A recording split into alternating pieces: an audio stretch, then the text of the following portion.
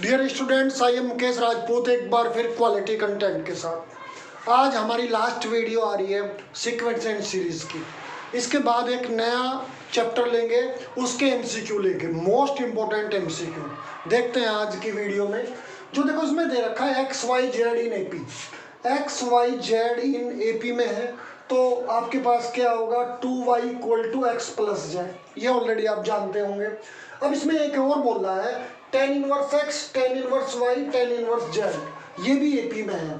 तो आपके पास ये भी क्वेश्चन में दिया है आपको, और जो मैं अब लिख रहा हूँ ये भी आपके एपी में है। तो इसमें भी ऐसे ही होगा 2 tan inverse y = tan inverse x + tan inverse z, ये आपके पास। अब इसमें एक फॉर्मूला है आपके पास 2 tan इनवर्स x का, ये आपने पढ़ा होगा, लेकिन यहाँ 2 tan इनवर्स y है तो tan इनवर्स 2y/1 - y², इसमें भी एक फॉर्मूला लगेगा tan inverse x + tan inverse y, लेकिन यहाँ x z के फॉर्म में है। तो tan इनवर्स आपके पास x + z/1 - xz, ये आपके पास फॉर्मूला बन गया। अब यहाँ पे आपके पास क्या है, देखो tan इनवर्स से tan इनवर्स हट जाएगा यहाँ पे, तो 2y/1 - y² = x + z/1 - xz। तो अब आप इस x + z की वैल्यू यहाँ पे रख दो आप, तो 2y/1 - y² = ये आपके पास 2y/1 - xz, ये आपके पास xz, ये आपके पास हो। अब सुनो, देखो ये आपके पास कैंसिल हो गया, 2y से 2y कैंसिल।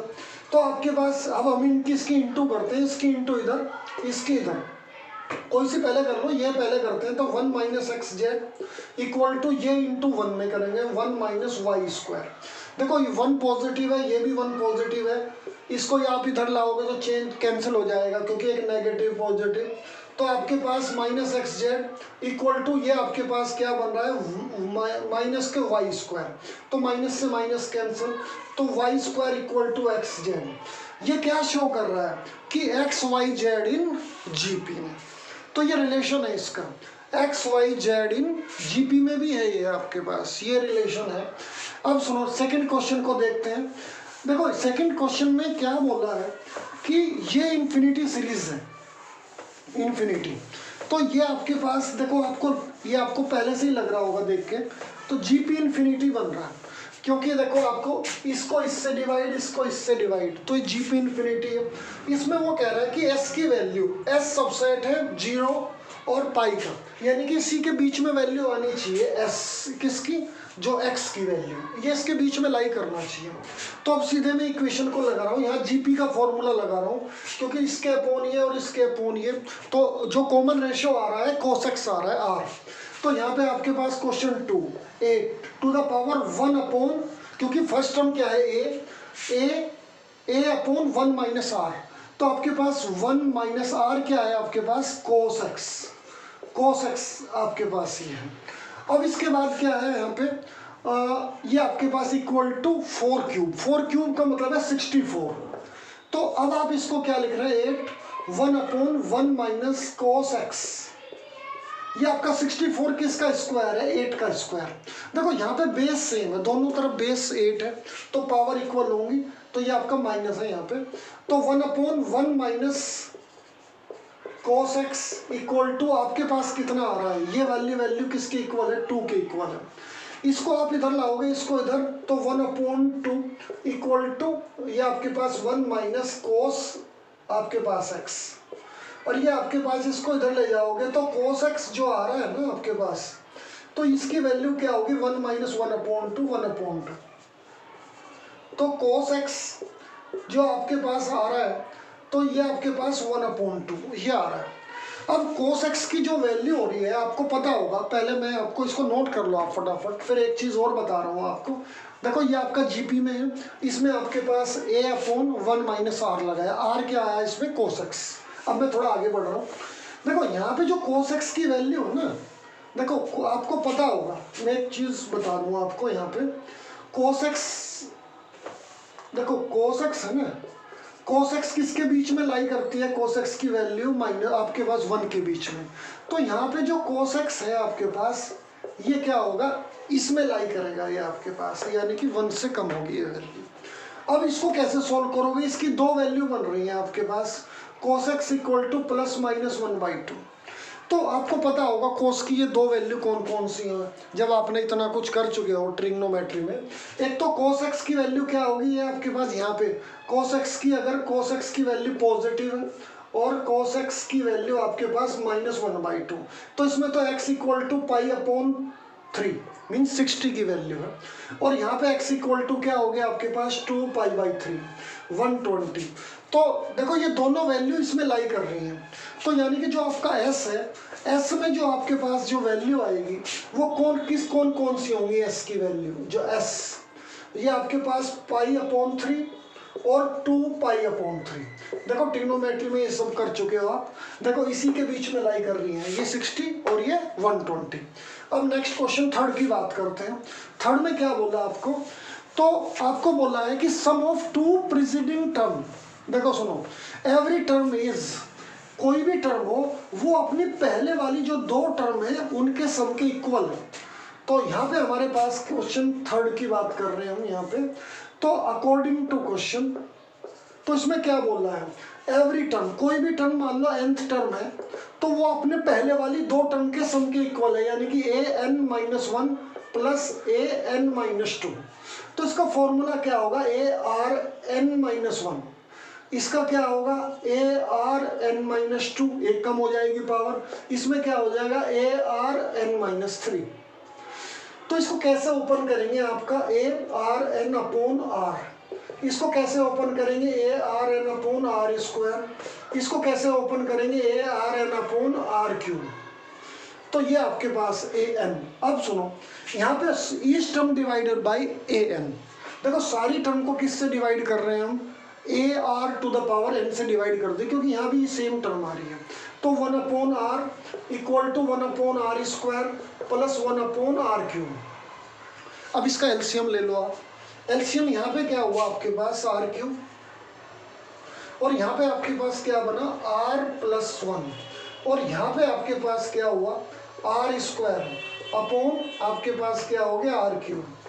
देखो ये आपके टर्म कैंसिल, तो आपके पास r², इसको मैं उधर लेके जा, r² इक्वल टू r+1, इसको मैं इधर लेके जा रहा हूँ, r² minus r minus 1 equal to 0।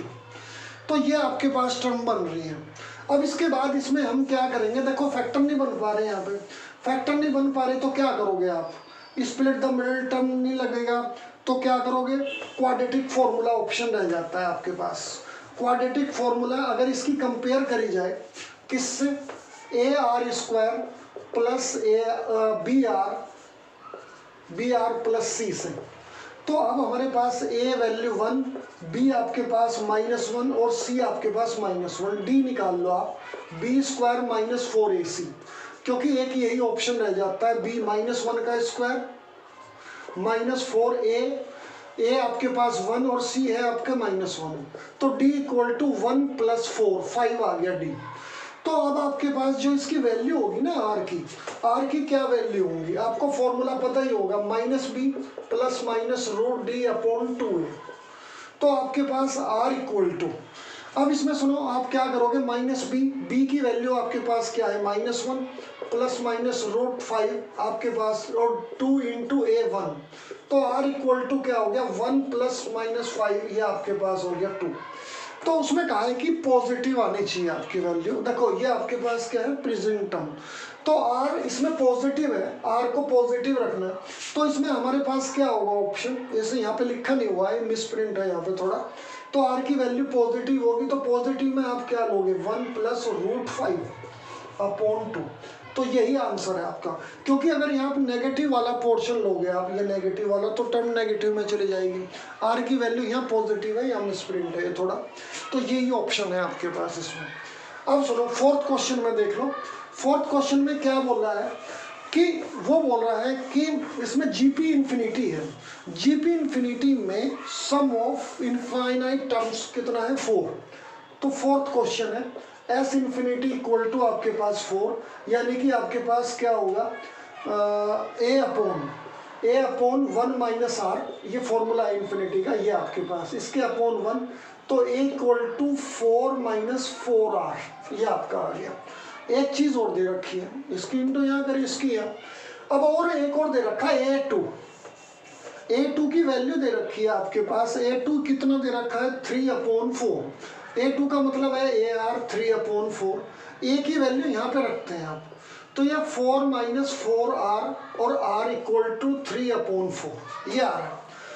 अब इसकी इंटू इधर करते हैं हम, क्या बनता है आपके पास 16R minus 16R square minus 3 equal to 0। तो इसको सबको एक ही साइड ले जाते हैं, पॉजिटिव बना लेते हैं स्टैंडर्ड फॉर्म में। 16R स्क्वायर ये आपके पास, इसको भी इधर लेगी, इसको भी इधर, माइनस 16R और ये आपके पास प्लस 3 इक्वल टू 0। तो मल्टीप्लाई करके तो कितना आना चाहिए 48 और ऐड करके 16। तो इसके जो फैक्टर बन रहे हैं तो आपके पास 12 plus 4R plus 3 equal to 0। तो 16 आपके पास यहाँ पे R है, R, तो ये आपके पास बना 16R square minus 12R minus 4R plus 3 equal to 0। तो इसमें हमारे पास क्या कॉमन क्या है, यहाँ पे आप 4R कॉमन ले लोगे तो 4R माइनस 3 माइनस 1, तो 4R माइनस 3। तो इसमें 4R माइनस 3 फिर कॉमन आ रहा है, तो आपके पास क्या हो गया 4R माइनस 1 इक्वल टू 0। तो यहाँ से दो वैल्यू मिली आपकी। अब सुनो उन वैल्यूज को कैसे, अब ए की वैल्यू भी ध्यान रखना आप, क्योंकि काम आएगी, हमें ए की वैल्यू भी निकालनी है। यहाँ पे फाइंड करना है, किस किस को फाइंड करना है यहाँ पे, ए और आर को। आर तो अब निकल जाएगा आपका, तो आर की दो वैल्यू आ रही है। ए की वैल्यू थी 4 माइनस 4R, ठीक है, ये ए को ध्यान रखना आप, ए को मैं ऊपर लिख देता हूँ 4 माइनस 4R, ये थी आपकी। अब सुनो इसमें जो R की वैल्यू आ रही है, देखो यहाँ से इसको 0 के इक्वल रखोगे तो R इक्वल टू 3/4 आएगा, इसको 0 के इक्वल इक्वल टू 1/4। इनको पुट इन 1, अगर आप पुट इन 1 में पुट कर रहे हो इनको, तो A की भी वैल्यू आ जाएंगी आपकी। रखो आप इनको, देखो यहाँ पे इसकी जो वैल्यू आ रही है A equal to 4 minus 4 into 3/4, इससे ये cancel, A equal to 4 minus 3, तो A इक्वल टू 1। इसका मीनिंग क्या है, अगर आपके पास R की वैल्यू 3/4 है तो A 1 होगा। अगर इसको हम यहाँ पे पुट करते हैं A equal to 4 minus 4 into 1/4, तो यहाँ पे जो आपके पास A की value 4 minus 1, A equal to 3 आ रहा है। कब आ रहा है A की equal to 3, when R equal to 1/4। तो ये आपके पास दो ऑप्शन है, तो A और R की आ गई, दोनों वैल्यू आ गई। अब सुनो एक लास्ट क्वेश्चन और देख लो, sum of two terms is equal to n terms of this AP। दोनों AP में है, तो वो कह रहा है इसका 2 टर्म्स, सुनो 2n टर्म्स। तो ये 5th क्वेश्चन है, लास्ट क्वेश्चन है। इसमें आपके पास एक सीरीज ये दे रखी है 2, 5, 8 और ये आपके पास 2n टर्म तक है, इक्वल टू आपके पास क्या है इनका, ये आपके पास क्या बोला 57, 59 और 61, ऐसे ही ये आपका n टर्म तक है। तो इनका सम आपके पास इक्वल है, तो इसमें आपके पास सम का फॉर्मूला लगाओगे तो 2n/2 2a, a क्या है इसमें 2 है, प्लस 2n-1 और d क्या है, इसमें से ये माइनस करोगे आप 3। इसमें भी आपका यही फॉर्मूला रहेगा, यहाँ पे लेकिन n है तो n लेंगे, यहाँ पे 2n था तो 2n लिया। तो आपके पास क्या हुआ 2 इंटू 57 प्लस n-1 और d क्या है आपका, इसमें से ये माइनस करोगे तो d2 आ रहा है। तो मैं इस 2 को कॉमन ले रहा हूँ यहाँ पे, देखो यहाँ पे 2 से 2 कैंसिल, तो यहाँ पे आपके पास बचा n, तो ये आपके पास क्या हुआ 4 प्लस इसकी इंटू कर देते हैं यहाँ पे, इसकी इंटू यहाँ पे कर रहा हूँ मैं, तो ये आपके पास क्या हुआ 6n-3 और ये आपके पास n/2 2 कॉमन लिया इसमें 57 प्लस n-1। तो देखो 2 से 2 भी कैंसिल, ये n से n भी कैंसिल कर रहा हूँ मैं, तो आपके पास बचा यहाँ पे 6n, ये माइनस ये आपका प्लस 1 इक्वल टू, तो यहाँ पे आपके पास क्या हुआ n प्लस 56, n प्लस 56 आ रहा है। अब सुनो इस n को एक साइड लेके आ रहा हूँ, इसको इधर, तो 6n minus N equal to 56 minus 1, तो n 5n इक्वल टू 55, तो n equal to 55 upon 5 means 11। तो आपके 11 टर्म में 11 टर्म जब होंगी, दोनों की 11 टर्म होगी, तब उनका सम इक्वल होगा। ध्यान तो सुनो मैं क्या कर रहा हूँ। वो कह रहा है इसकी 2n टर्म इसकी n टर्म में इक्वल है, तो n की वैल्यू क्या है, फाइंड n फाइंड करना था यहाँ पे। तो 11th टर्म में तो इसका 2n टर्म इसकी nth टर्म इक्वल होगी। देखो ये हमारा कॉन्सेप्ट पूरा हो चुका। किसका, इसकी सीरीज मैंने पूरी कर दी है। अभी बाकी जो और क्वेश्चन होंगे कभी बाद में भी लेंगे, लेकिन अब हम इसके बाद इस वीडियो के बाद जो अब नई वीडियो आएगी वो नए चैप्टर पे आएगी।